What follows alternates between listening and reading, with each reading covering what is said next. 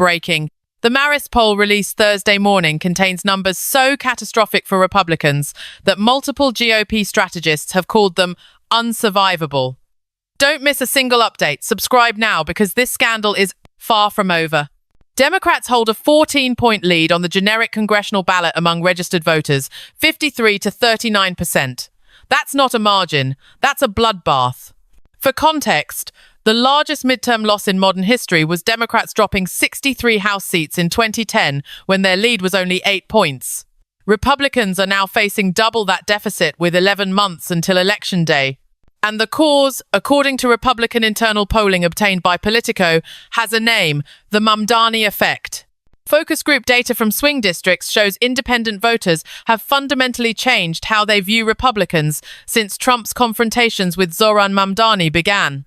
When asked why they're abandoning GOP candidates, respondents cite constitutional chaos, attacking Democratic mayors, and putting personal grudges above governing. One focus group participant in Pennsylvania said, "I voted for Trump because I thought he'd fix problems. Instead, he's picking fights with a mayor who's trying to protect his city. That's not leadership." That sentiment is replicated across dozens of focus groups in competitive districts.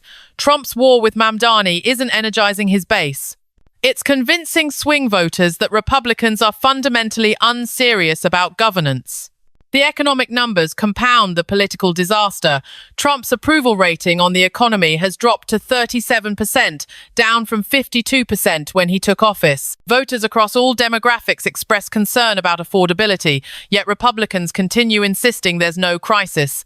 That disconnect has become toxic. When GOP lawmakers tell voters their economic concerns are media manufactured or Democratic propaganda, they're not countering criticism. They're validating voter belief that Republicans are disconnected from reality. And Mamdani's focus on affordability issues in New York provides a stark contrast. While Trump fights constitutional battles, Mamdani implements rent stabilization and childcare subsidies. Voters see the difference. Congressional Republicans are now openly panicking about their re-election prospects. Multiple House members in competitive districts have quietly approached Democratic colleagues asking about bipartisan bill opportunities that might distance them from Trump. That's not political strategy, that's survival instinct. One Republican congressman, speaking anonymously to The Hill, admitted, "Trump's approval in my district is underwater by 17 points. If I defend him, I lose. If I oppose him, I get primaried. I'm screwed either way." That calculation is being made in at least 40 competitive districts. Republicans are facing a choice between loyalty to Trump and political survival, and increasing numbers are choosing survival. The donor crisis has reached critical mass. Republican super PACs have seen contributions drop 31% compared to this point in the 2024 cycle. Major donors are explicitly telling GOP operatives they won't fund candidates who can't articulate a message beyond defending Trump.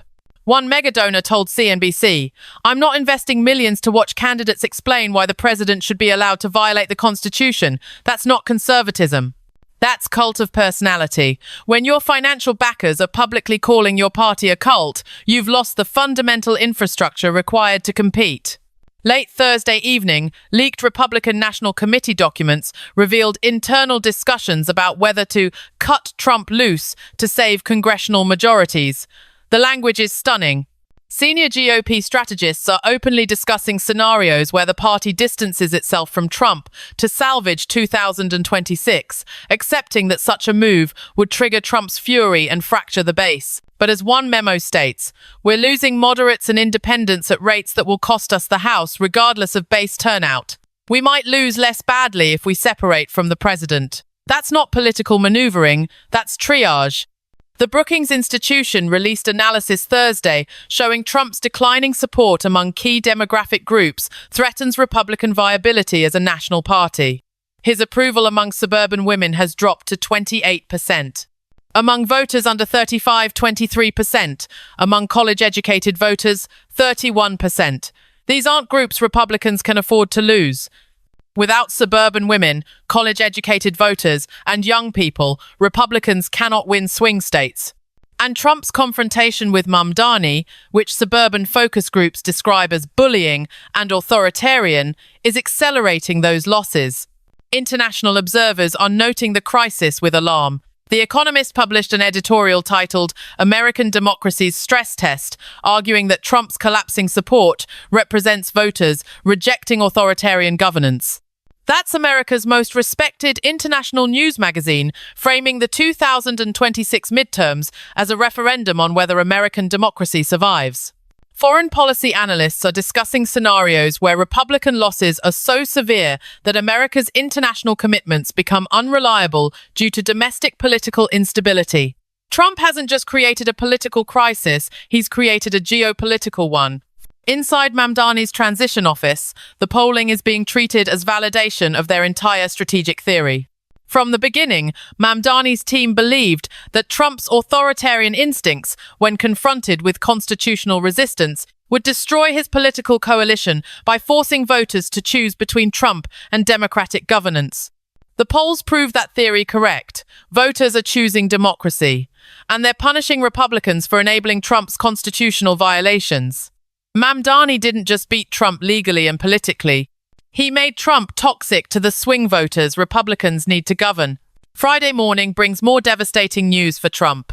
Several House Republicans in swing districts announced they won't seek re-election, citing inability to govern effectively and toxic political environment.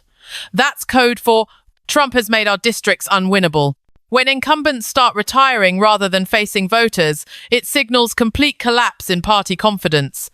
Republican recruiters are reportedly struggling to find quality candidates willing to run in competitive districts because nobody wants to be associated with Trump during a 14-point polling deficit. And Zohran Mamdani, who takes office as New York mayor in 4 weeks, has accomplished something remarkable. He hasn't just resisted Trump. He's made Trump's presidency politically fatal for his own party. Republicans who enabled Trump's constitutional violations are now facing electoral annihilation because swing voters watched Mamdani defend democratic principles while Trump attacked them. The 2026 midterms won't just be a referendum on Trump. They'll be a repudiation of everything he represents. And the man who forced that choice, who made voters decide between authoritarianism and democracy, is about to govern America's largest city with a mandate Trump can only dream of having.